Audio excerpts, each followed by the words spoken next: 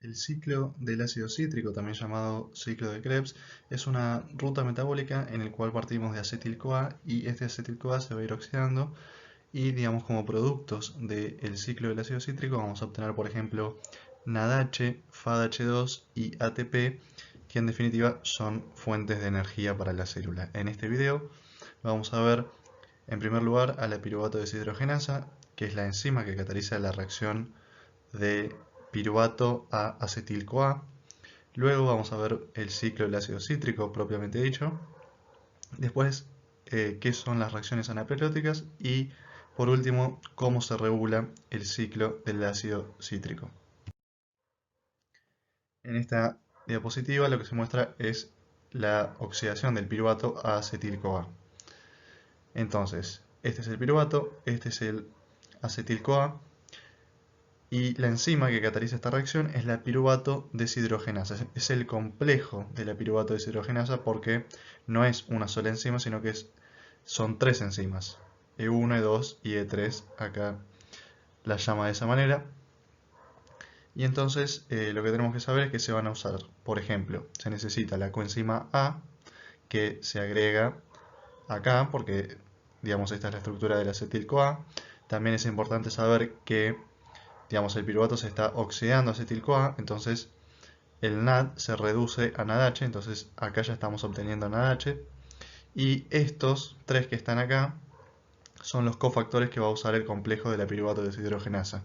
Son la tiamina pirofosfato, el lipoato o ácido lipoico y el FAD. Ahora lo vamos a ver más en detalle.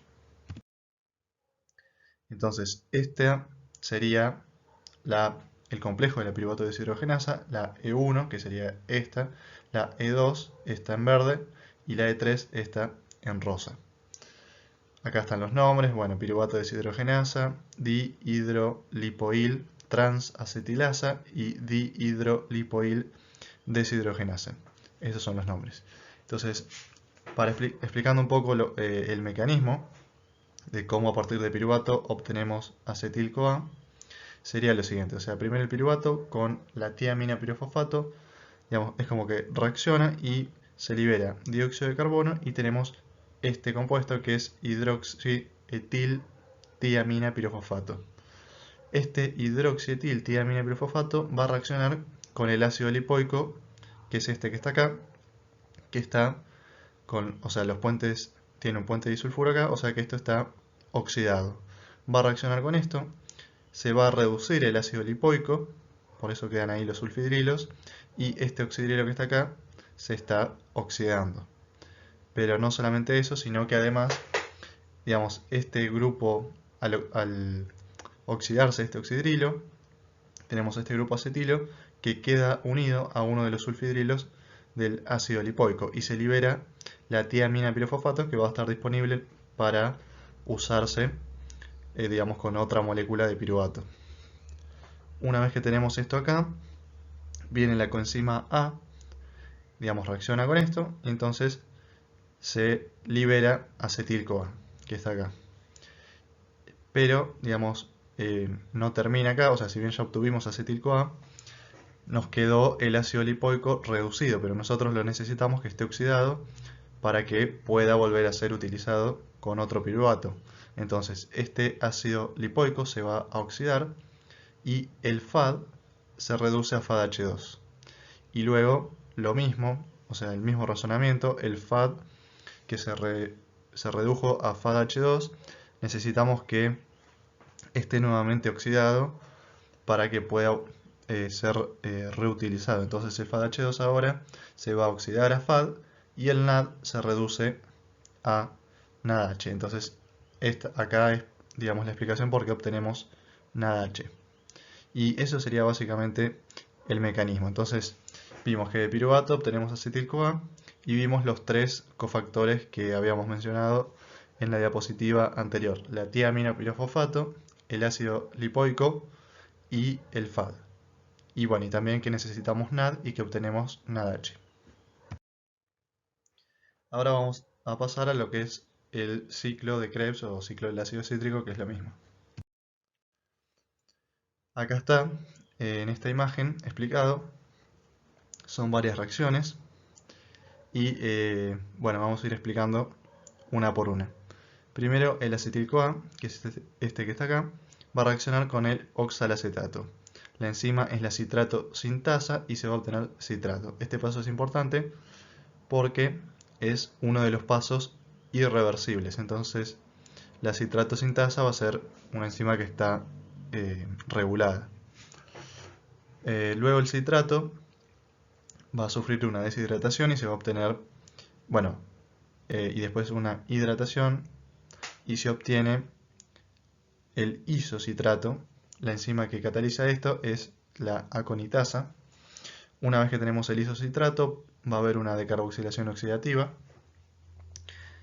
y se obtiene alfa-cetoglutarato. La enzima que lo cataliza es la isocitrato deshidrogenasa. Este paso también es importante porque por dos razones. O sea, en primer lugar porque es irreversible. O sea, las reacciones irreversibles son la 1, que ya la dijimos, esta que es la tercera, y la cuarta, que ahora la vamos a ver.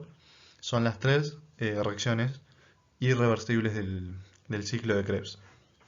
Y además acá lo que tenemos que tener en cuenta es que se obtiene NADH, porque o sea, esto es una oxidación, es una decarboxilación en realidad oxidativa.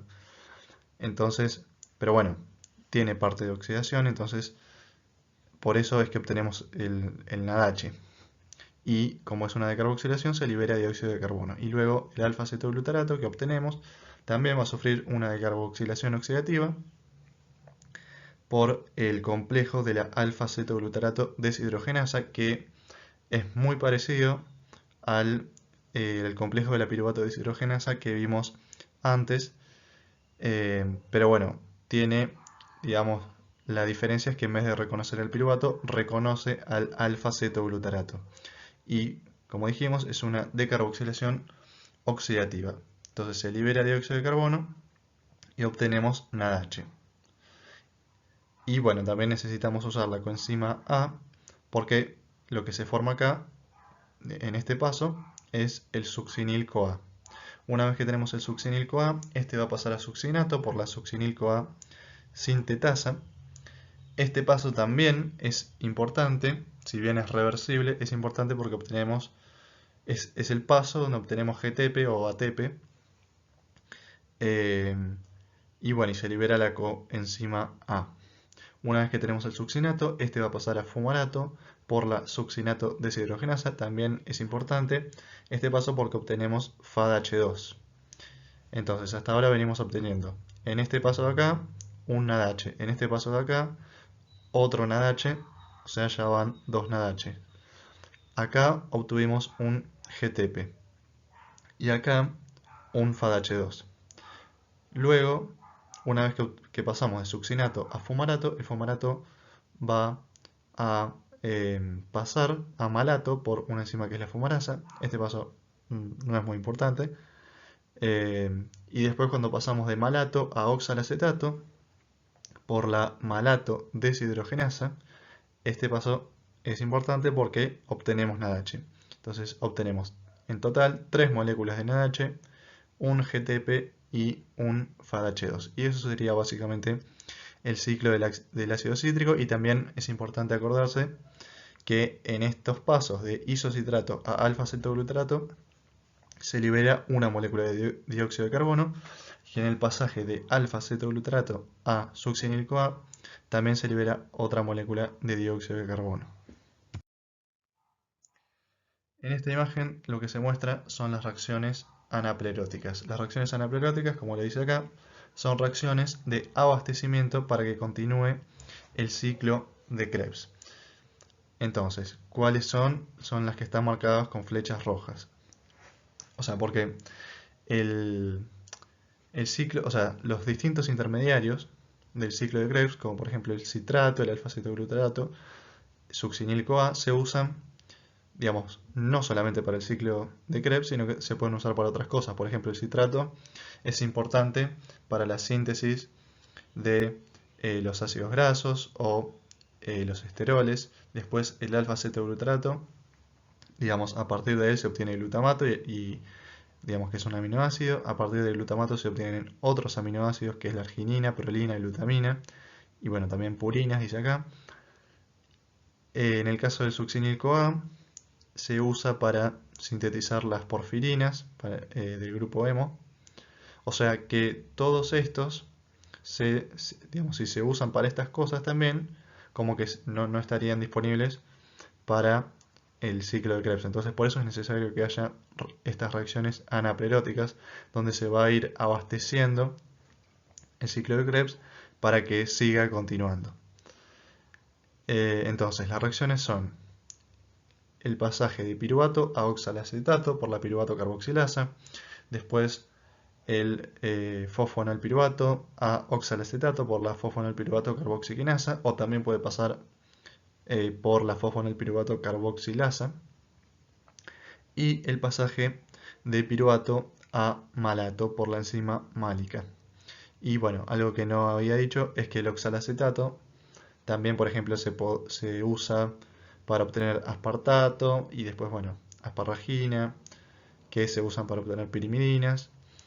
Y bueno, nada, el fosfonalpiruvato también se usa para obtener glucosa, y a partir de fosfonalpiruvato se obtienen estos aminoácidos también. Así que por eso es importante que estén estas reacciones anapleróticas.